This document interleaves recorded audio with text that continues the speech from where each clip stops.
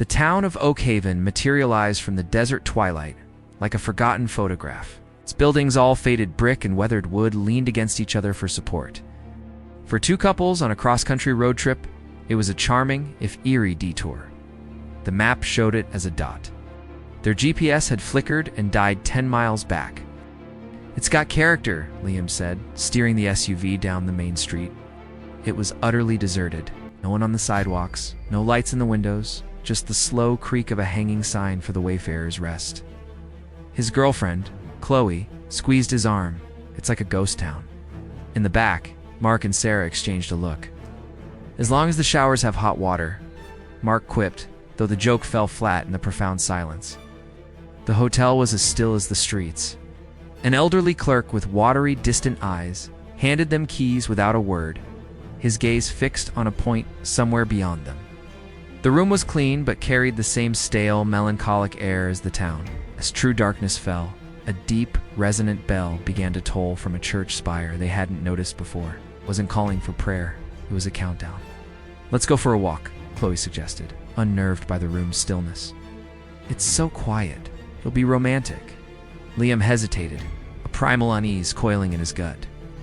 But the others agreed, the need to break the oppressive silence overriding caution. They stepped out into the cool night air. The town had transformed. Silence was no longer empty. It was watchful. Porch lights that had been off were now on, casting long, distorted shadows. And in those shadows, figures stood.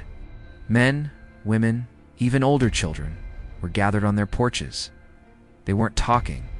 They were arming themselves, not with guns, but with tools. Wicked-looking scythes, meat hooks, wood axes, and long skinning knives. Their movements were ritualistic, practiced. They wiped blades with oil, tested the heft of a hatchet, all in a silence more terrifying than any war cry. The four friends froze on the hotel steps. A door slammed down the street, then another.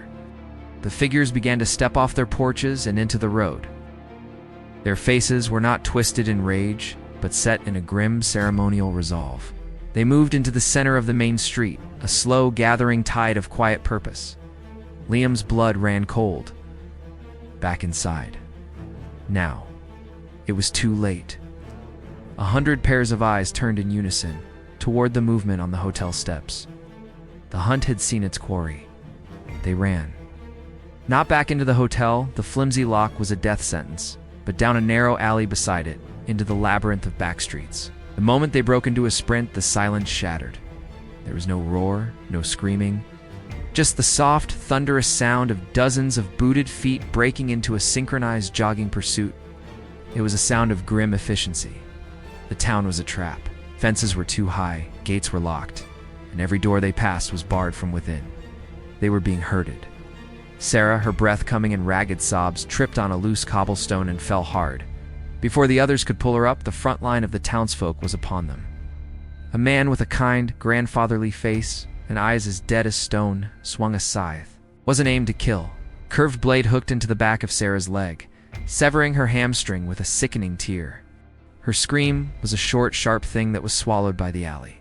She collapsed, dragging herself forward with her hands, a thick trail of blood painting the stones behind her. Mark turned to fight, grabbing a loose brick. "Leave her alone." A woman with a neat gray bun and a blood-stained apron stepped forward and plunged a boning knife into his side. He gasped, the brick falling from his nerveless fingers. More hands grabbed him, pulling him away from Sarah, into the shadows of a side passage. His cries were muffled, then silenced by a series of wet chopping sounds. Liam and Chloe ran, their hands clasped so tightly it hurt. They could hear Sarah's whimpers fading behind them, followed by a final, gurgling sigh. Tears streamed down Chloe's face, freezing in the cold air. They had stumbled into a waking nightmare, and their friends were already gone. They burst out of the alley into the town square. In the center stood the source of the bell, a stark, white church, and on its steps stood a figure in black robes, arms raised to the starless sky. The offering was being accepted. The townsfolk emerged from every street surrounding them, their pace slowing to a walk. There was no malice in their faces, only a vacant ceremonial duty. They were farmers culling livestock. They were fishermen hauling in a net. Liam pushed Chloe behind him, his back against the cold iron of the town's water pump. "Please," he begged, his voice breaking. "We'll leave. We won't tell anyone." The circle tightened. A man he recognized as the hotel clerk stepped forward, a long, sharpened stake in his hand. His watery eyes met Liam's, and for a moment there was a flicker of something pity, perhaps. Then it was gone. Liam felt a sharp, burning pain in his chest. He looked down to see the stake protruding from his sternum. The world tilted. He fell to his knees, his hands slipping from Chloe's. Chloe's scream was the only sound in the square.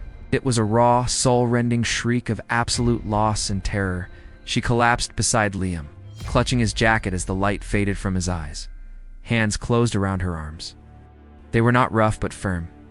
They lifted her. She didn't struggle. She was empty, a vessel of pure despair. They carried her toward the church, toward the robed figure. She was laid upon a cold stone slab beside the pump. Through her tears, she saw the faces of the townsfolk looking down at her, their task nearly complete. The robed figure raised a ceremonial dagger, its blade black in the moonlight. Chloe's last sight was of the impassive stars, and her last thought was not of the horror, but of the simple, profound sadness of it all. They had just wanted to see the quiet town. The bell tolled one last time. At dawn, the streets of Oakhaven were empty once more. The blood had been washed from the cobblestones. The tools were stored away. The town was spotless, quiet and waiting. The offering had been made. The gods were appeased. The community was safe for another year. And in a ditch 10 miles out of town, a sanitation truck from the Oakhaven Department of Public Works deposited its final load of the night before driving back to its silent, peaceful garage.